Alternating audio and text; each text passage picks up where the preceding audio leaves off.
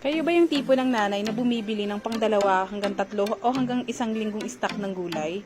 So kung naghahanap kayo ng murang bilihin ng gulay, so ichichika ko sa inyo kung saan kayo makakabili ng murang gulay. Pwedeng bultuhan, pwede rin namang mga tingi-tingi per kilo halimbawa. So marami nga nagpupunta rito, napansin nyo naman kanina yung video na natatraffic din. So maraming mga jeep, ganyan, umaangkat sila ng mga gulay dito. At yun nga, kung meron ka namang motor or bisikleta kung malapit ka lang dyan ha. Kasi halimbawa, taga San Pablo ka o taga Manila ka, tapos magbibisikleta ka, ewan ko na lang, pagod ang abutit mo. Sa halip na nakatipid ka, pambibili mo pa ng mineral water, diba? Kidding aside, but anyway, napansin nyo ba yung asawa ko, kumukuha ng bawang?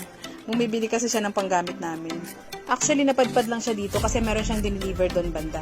Kita nyo naman yung buwig-buwig ng saging na yan. Ang sarap talagang magluto ng turon yan kapag mga hinog-hinog yun. Turon talaga, hindi pwedeng banana cue.